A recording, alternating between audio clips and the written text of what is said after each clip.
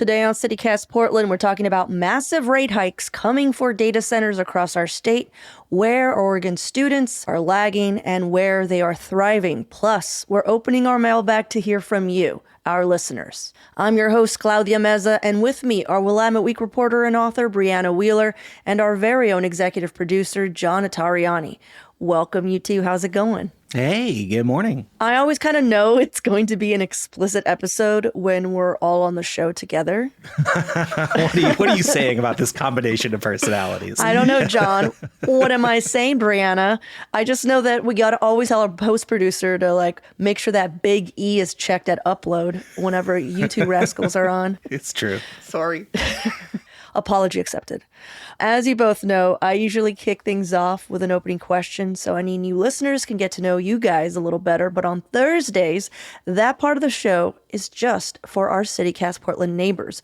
Those are our paying members who help keep the show going.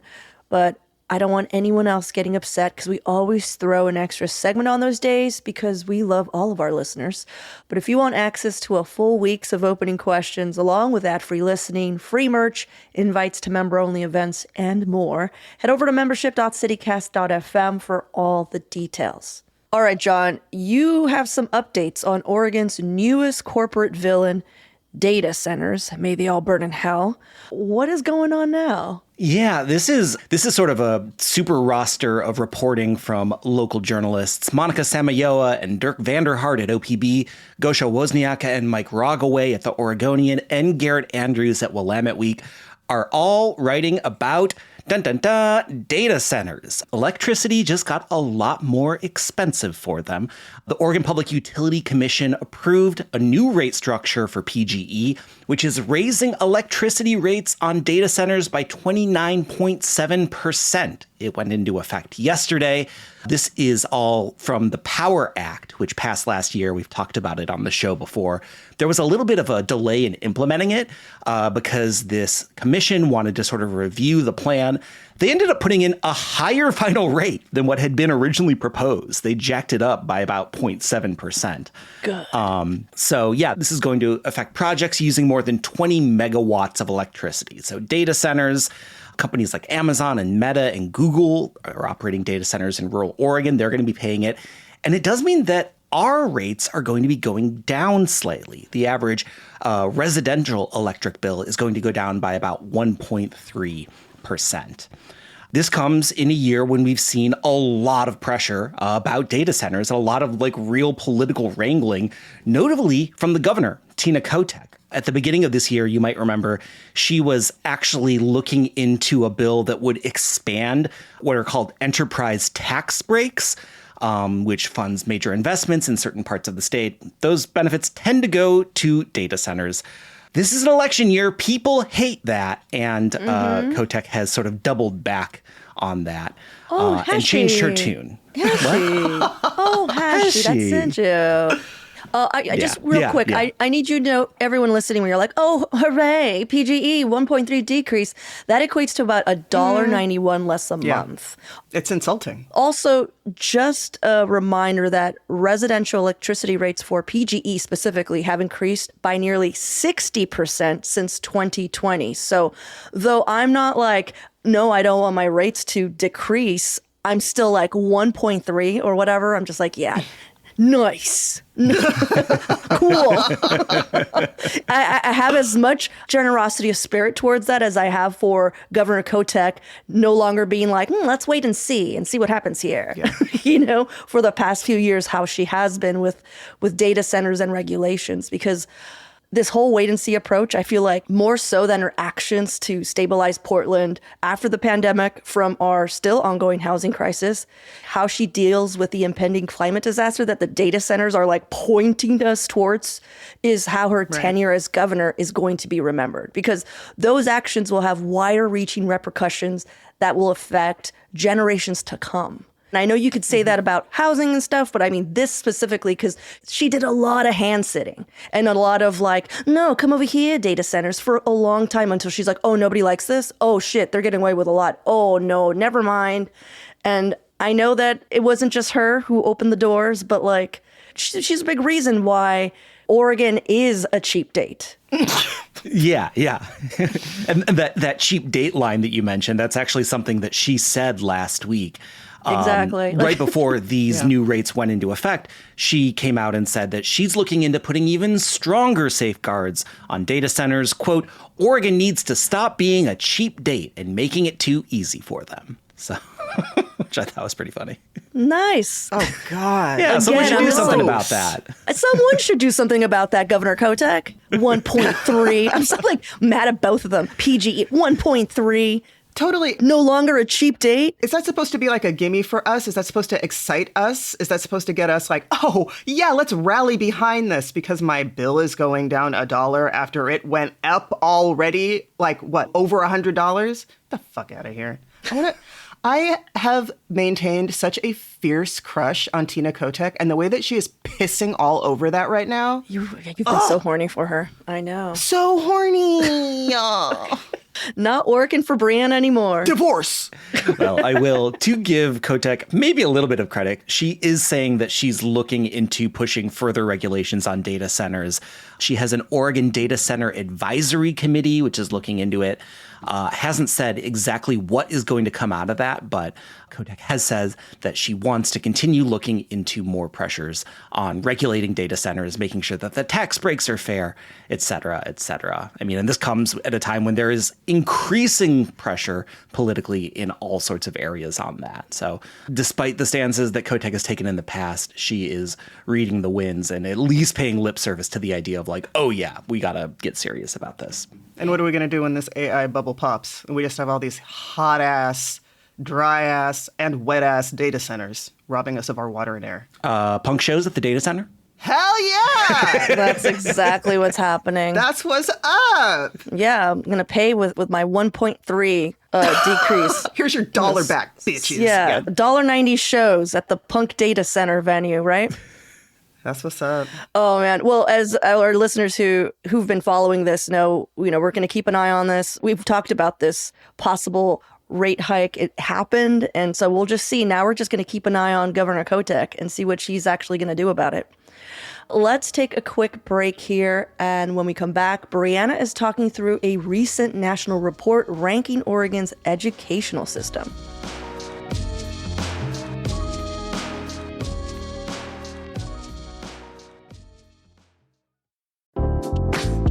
A serious injury, catastrophic crash, or wrongful death can change your life in an instant. The legal path forward can be daunting, especially when the responsible party is a powerful entity. That's why having experienced advocates on your side makes all the difference. At Diamore Law Group, you're not just a number.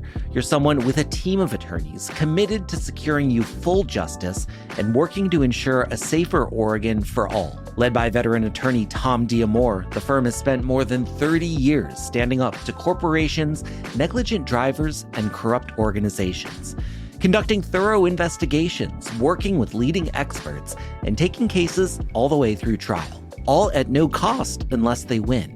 Contact Diamore Law Group at 503-222-6333 or visit diamorelaw.com for a free consultation. The cases that matter the most are the hardest to win, and that's exactly why they take them. Brianna, what exactly is in this report? Ooh, let me tell you. What exactly is this report? What exactly is this report? Okay, so I am bringing some reporting by Elizabeth Miller at OPB, but really this reporting is from the Annie E. Casey Foundation, which is this private philanthropy org based in Baltimore. Their whole MO is just grants that help federal agencies, states, counties, cities, neighborhoods create innovative, cost-effective responses that children are facing, that young people are facing, i.e. poverty, unnecessary disconnection from family and communities, limited access to opportunity, just all of these, we all know. We know what we're facing, especially post-pandemic. So the Annie E. Casey Foundation annually puts together this report. It's called the Kids Count Data Book, right? And so the 2026 edition just came out. And please take a breath and sit down for these results, because the dichotomy is like, it's dizzying, absolutely dizzying. Okay, so David Weiland is the Policy and Advocacy Director for Our Children Oregon, which is kind of like a sister group. They are advocates for education and like community for kids, right? David Weiland is their Policy and Advocacy Director. Of this new report, he says that it's a wide range of indicators that play a role in a child's well-being, right? It's not just health. It's not just school. It's not just family. It's a number of different puzzle pieces that need to come together in a certain way to really strengthen a community for our kids. So we can't just read these outcomes and just read them as they are. We have to look holistically at the whole picture. Okay. When we do, we see very clearly that Oregon is lagging behind the vast majority of states when it comes to the educational indicators. Y'all, we are ranked 44 out of 50 states, right? That's pretty low. It's bad when it comes to reading and math specifically. Oof. How did y'all do in reading and math in school? Oh, excellent. But also, those are two major tenets. I feel like those are the two things that you get. We're podcasters. You know? None of us were good at math. Are you kidding me? I was so good at math. John, are you saying you were terrible at math? I was fine at math. I would just say I did not excel at math. That was not Okay, I have my 5 breadsticks. I was fine. Yeah. I have 4 all-you-can-eat pasta bowls, and I have 5 breadsticks. There we go. That's all the math you need. Okay, that's all. I just think that no one reached you, John. I just think no one reached you. Thank you for that callback to the members only segment that the rest of the audience is just like, what are they talking about? Oh, I totally forgot. Oh, it was discovered that John loves the Olive Garden, but never mind. If you want to know why, Brianna. membership.citycast.fm. All right. Yeah, we love Olive Garden up in this bitch. Okay, outside of the classroom, Oregon fares better, right? So inside of the classroom, it's kind of like womp, womp. And I just want to point out that, like, there are a lot of variables, okay? So the main one being standardized testing. Okay, so a lot of these results are coming from the standardized testing that's locked in federally. Oregon's testing participation rates are below 95%. We're not even really about that life. So to be kind of lumped in with this, I say that, but also I've seen some clips from Love Island recently where like nobody could pronounce any words at all. Yeah. And nobody Epitome? knew what any words meant. Yeah, what epitome? Oh my God. Instead of epitome, John, somebody was like the epitome of it all. And I'm like, oh, they read it. Good for them. Yes. They read it, you know? They read it. Okay. Well, also, now take that into account, right? That we're just ranking so low in education. Also think about the federal changes that have happened recently that are going to further impact that. So we're already not really participating in the federal testing requirements, but also we are losing SNAP benefits. We are losing Medicaid benefits. Mm-hmm. Despite that, our outcome health-wise is pretty amazing. We rank in the top 10. Our kids are hella healthy because they have incredible access to things like early interventions for kids on the spectrum. My child, my autistic kid, he's got access to occupational therapy, speech therapy, ABA therapy, and all of these things come part and parcel with our Oregon Health Plan. I didn't know that. Here is kind of the grotesque of it, is that another thing that this big report doesn't take into account is that Portland Public School District, I mean, Oregon in general, but Portland specifically is in a bit of a crisis because we can't staff our classrooms.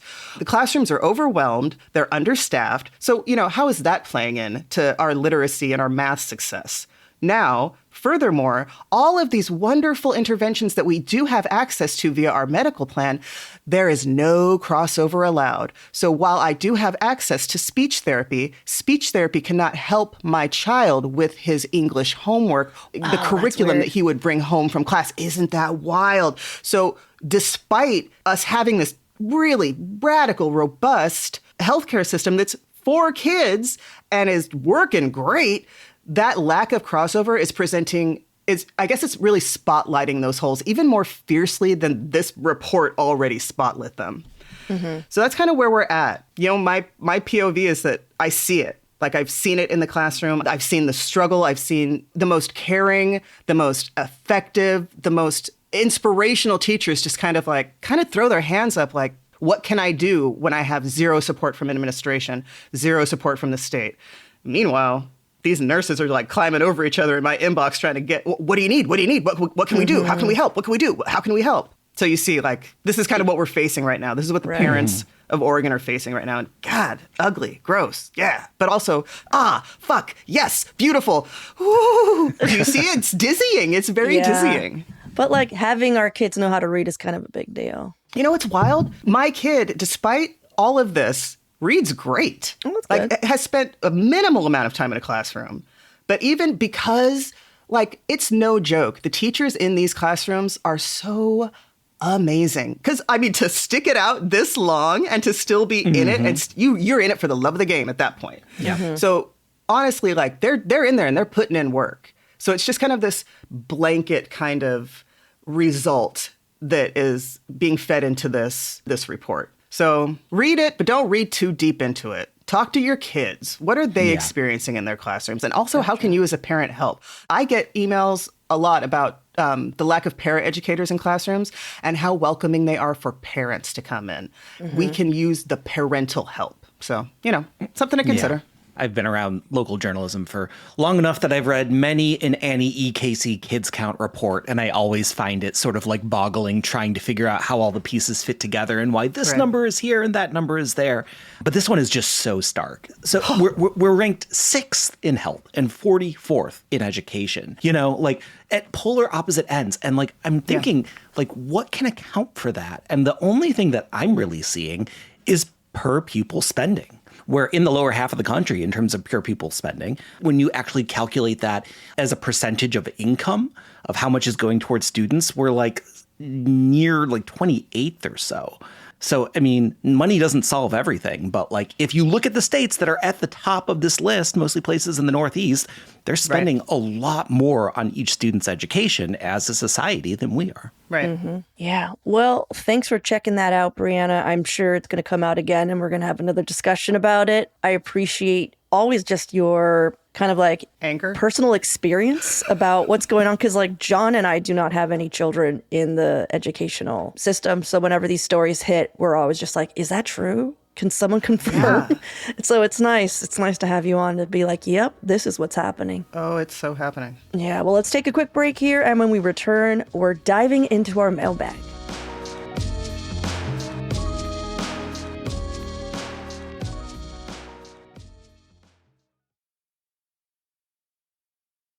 Here we go. We haven't done this in a while. Thank you to all of our listeners who write in. You can hit us up at portland@citycast.fm.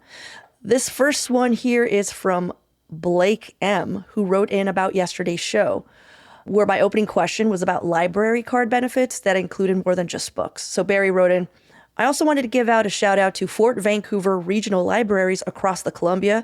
Residents of Clackamas, Hood River, Multnomah, and Washington counties can get a free reciprocal membership and access all of their benefits, which include seed libraries, experience passes, Washington backpacks, which include a Washington Discover Pass to state parks, and this is the coolest part, the Library of Things. The Library of Things allows members to check out huge variety of things, from audiovisual gear to baking pans to hobby projects to tools and musical instruments, which was something that I said I wish that our library was able to check out. I know. Yeah. So thank you, Barry. That gave me a deep jealousy for Washington libraries because they might be better than ours. Let's just be honest. Step our game up.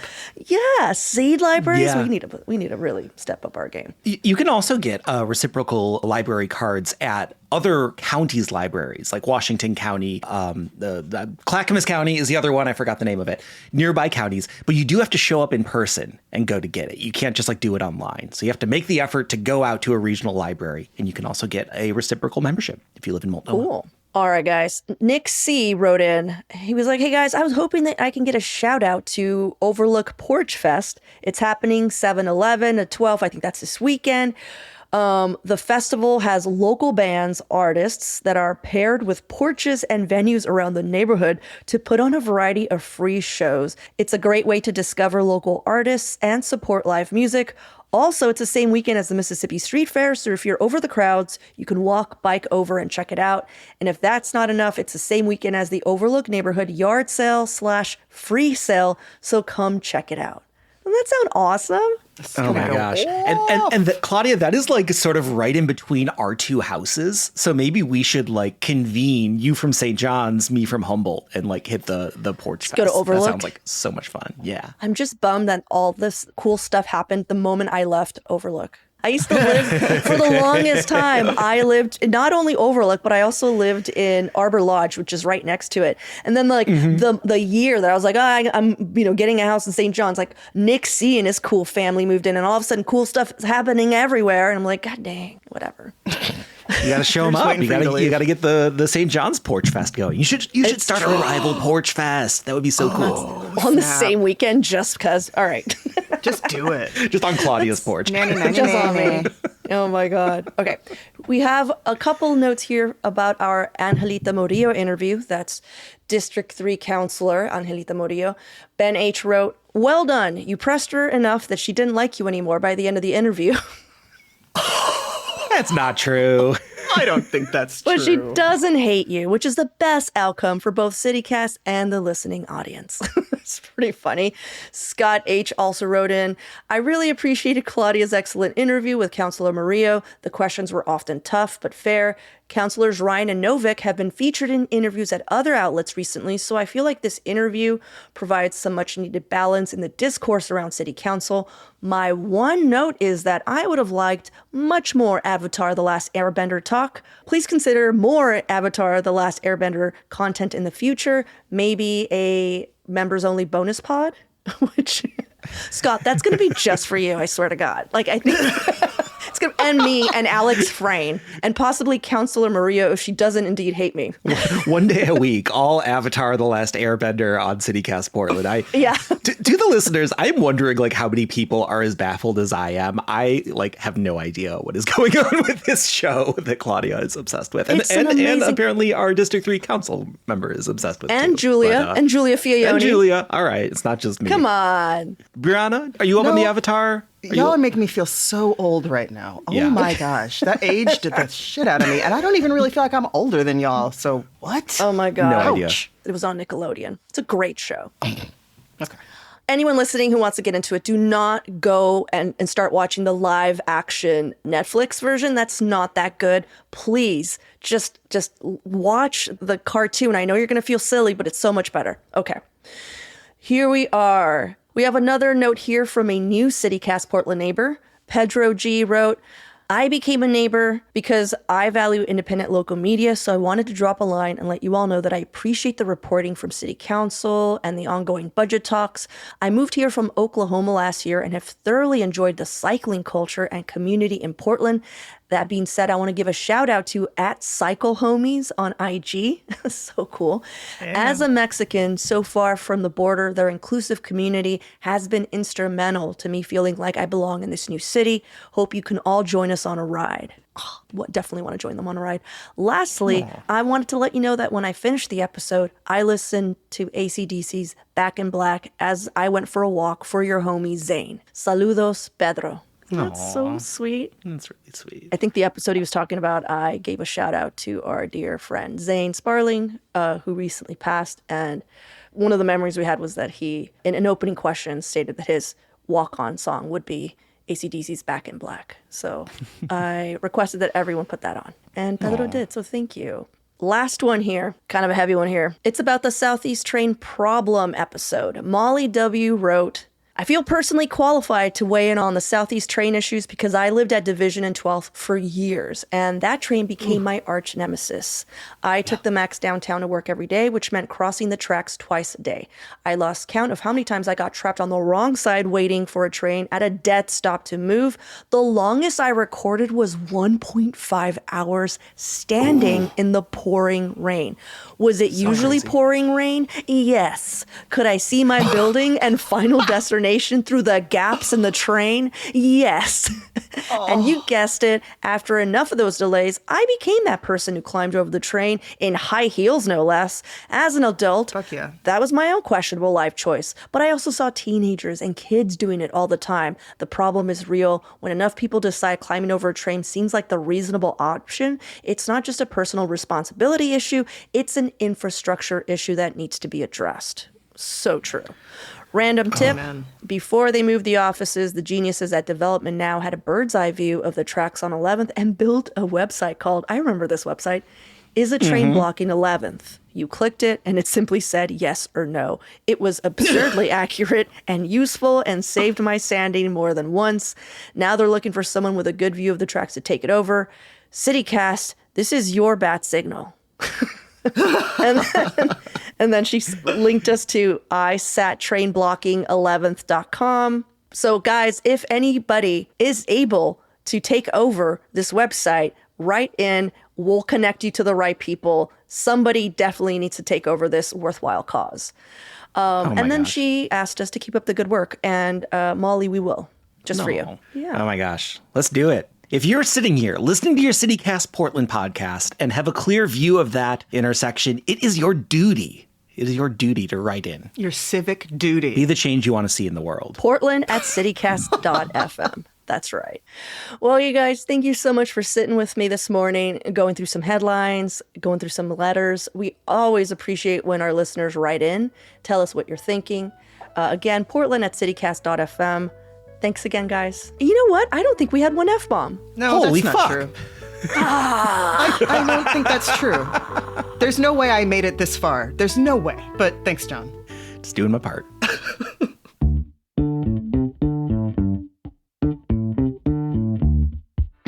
That's all for today here on CityCast Portland. Thank you so much for listening. If you enjoyed the show, please share it with a friend, rate it, leave us a good review, and don't forget you can also support this show and get great perks like ad-free listening by becoming a CityCast Portland neighbor. Just visit membership.citycast.fm. We'll be back tomorrow morning with more from around the city.